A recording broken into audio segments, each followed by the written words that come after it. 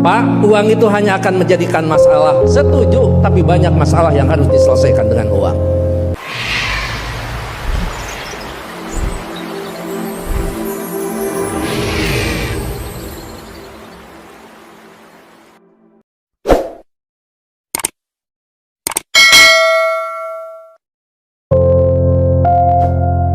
Kalau Anda ingin meniru Pak Yayasan yang sudah banyak berkiprah untuk membangun bangsa ini, saya katakan kepada Anda, walaupun mungkin ada yang tidak setuju dengan kalimat saya, carilah uang yang sebanyak-banyaknya. Kenapa? Ini bangunan dibangun dengan uang. SPP bisa murah karena ketua yayasan banyak uang.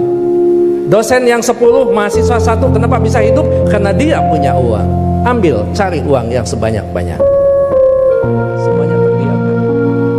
Karena semuanya tidak setuju, dia akan mengatakan, Anda akan mengatakan kepada saya, Pak Uman, boleh uang cari, tetapi kan segalanya bukan uang, bukan segalanya. Saya setuju, uang bukan segalanya, tetapi kenyataan hidup segalanya butuh uang.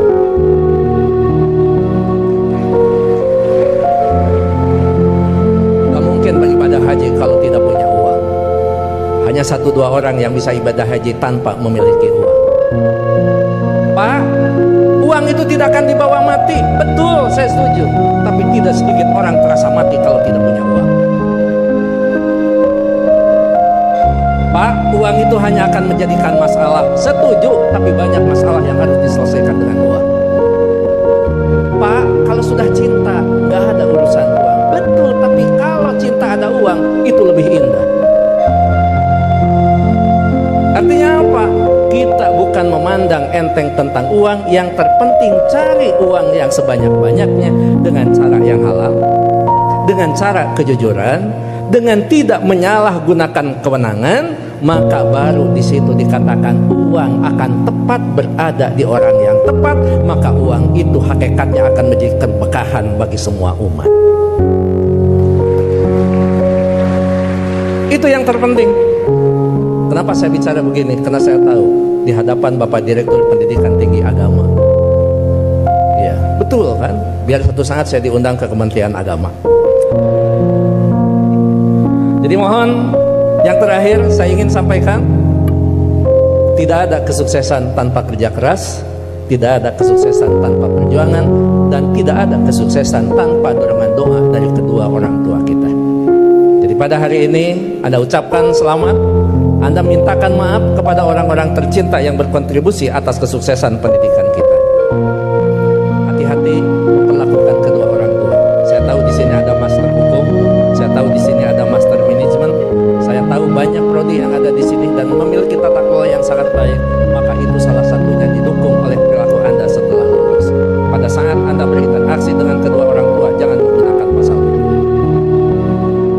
Pada saat ibu mengatakan, saya mau ketemu, kamu pulang, maka Anda akan mengatakan, Mah, tidak boleh memaksa, karena ada pasal hukumnya. Nggak ada, itu tidak berlaku untuk kedua orang tua. Pada saat Anda diminta membantu kedua orang tua, Anda jangan menggunakan manajemen yang efektif. Tidak ada manajemen dalam hubungan dengan orang tua, kecuali penghargaan, penghormatan, dan tempatan dia sebagai di tempat yang paling sempurna sebagai kedua orang tua kita. Saya hanya ingin mengulang dengan cerita yang lama, tetapi ternyata ini memberikan sebuah inspirasi bagi kita. Mohon maaf, saya pernah jadi seorang pejabat.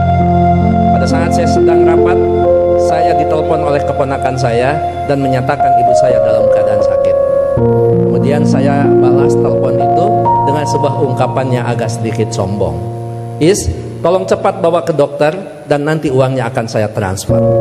Ternyata ibu dari kejauhan menjawab kalimat saya dengan sebuah kalimat yang tegas. Enggak usah ditransfer, yang penting kita bisa ketemu.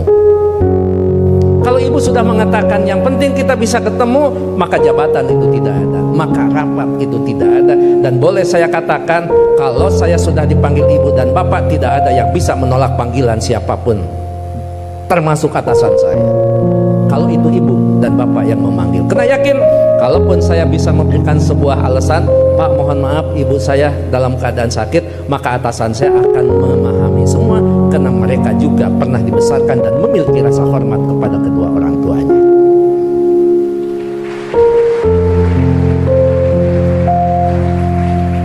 Pukul 8:30 malam saya pulang, dan saya sama seperti Anda, mungkin saya lebih kampung daripada Anda yang hari ini di wisuda.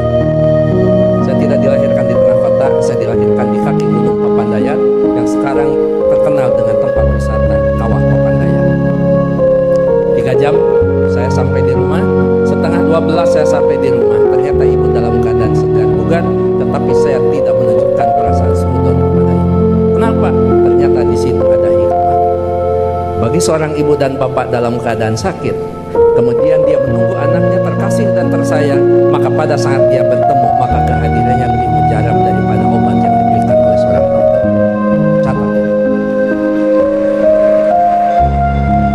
Ibu tidak hanya menunjukkan segar dan bugar, tapi ibu juga tetap memperhatikan kesukaan makanan anaknya. Saya dimasakkan sayur kacang merah, saya digorengkan asin peda, saya dibuatkan sambal terasi, dan saya juga dibakarkan pete. 11:30 malam, coba bayangkan ada sayur kacang merah, nasi putih, bakar pete, dan belum peda ditambah sambal terasi. Boleh dibayangkan setelah wisuda. 11:30 malam saya disuguhi makanan itu, maka tidak ada kalimat yang bisa diucapkan kepada ibu selain mengucapkan terima kasih. Padahal saya tidak biasa makan malam, kecuali makan nasi di waktu malam. Ya saya makan. Saya tidak pernah mengatakan, "Mama, ngapain masak?" Kan kata dokter paling tidak 3 jam sebelum tidur kita boleh makan. Ini mau tidur 11:30, ngapain masak? Bagaimana perasaan ibu pada saat seorang anak yang dia tunggu, yang dia masakan, kemudian anak berargumentasi dengan sebuah ilmu di mana ibu tidak paham tentang ilmu itu? Menyakitkan. Iya, saya makan dan saya berdoa mudah-mudahan ini jadi obat. Begitu saya lirik dari sudut mata saya, ibu kelihatan bahagia. Kenapa? Makanan yang dia masak itu betul-betul dimakan oleh anaknya. Begitu selesai makan, saya mengatakan kepada ibu, "Ma, mohon maaf, ini makanan sangat enak, terima kasih, tapi mohon maaf besok tidak akan pulang siang karena ada pekerjaan yang tersisa, kemungkinan saya pulang sebelum sholat subuh." Ibu dengan bijak mengatakan, "Enggak apa-apa, yang penting kita sudah ketemu, sok istirahat." Saya sambil dituntun dibawa ke kamar. Setelah di kamar saya diselimuti. Ibu lupa kalau anaknya adalah seorang profesor. Ayo tepuk tangan. Itulah ibu. Jadi Anda, mohon maaf, baru juga ahli media ya, ahli media, ibu mau nyelimutin. Ngapain? Ini baru di wisuda. Ada yang lebih tinggi lagi, masa mah disimutin, ini tekan sarjana. Nggak ada di depan orang tua itu, jangankan ahli media, sarjana, master, doktor, seorang profesor di hadapan ibu, di hadapan bapak, tetap kita adalah seorang anak yang perlu menghormati mereka.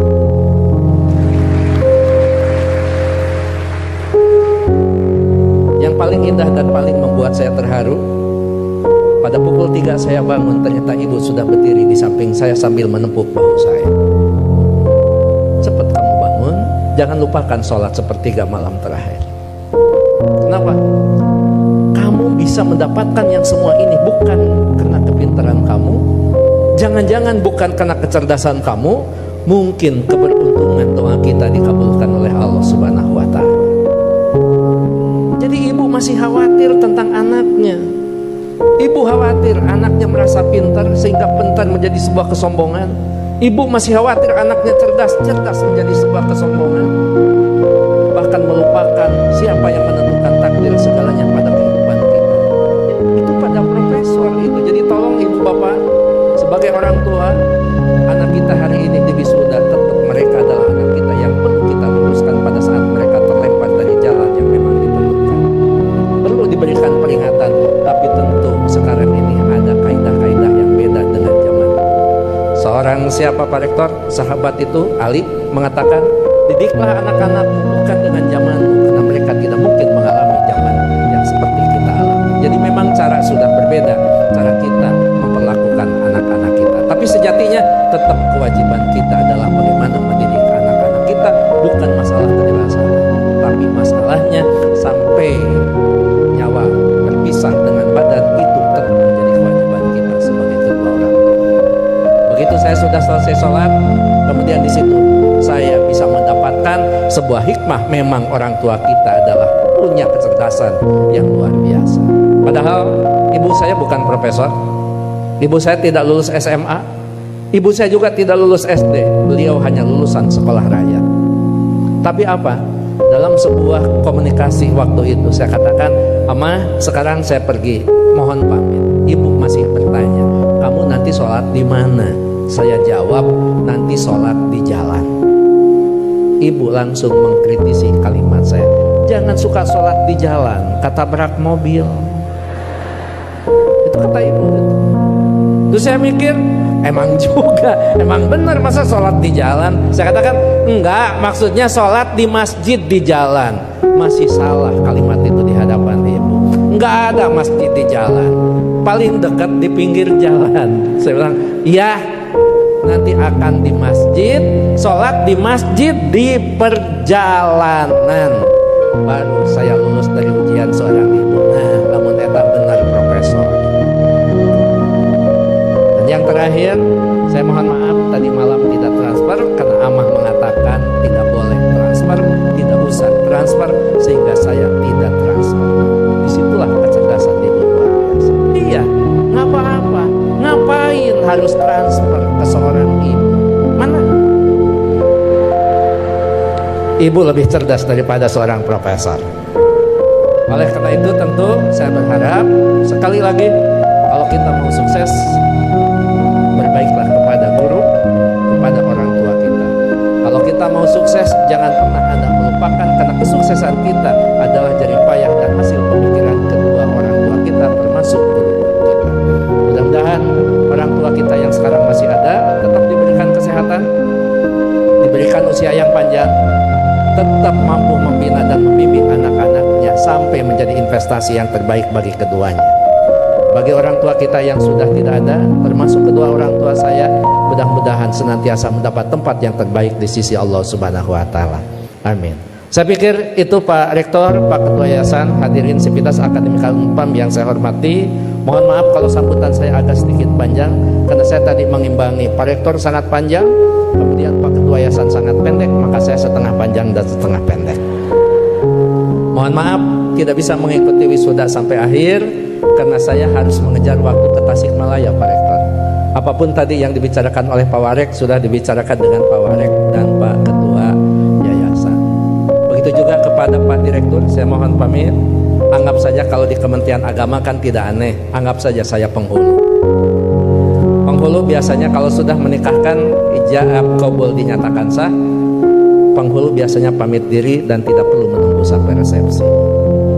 Terakhir, saya tidak akan membacakan pantun, tapi ini ulangan dari wisuda bulan kemarin, karena setiap bulan Unpam wisuda, bahkan Unpam setiap wisudanya juga tidak bisa diganggu karena hari Minggu, jadi saya tidak bisa menolak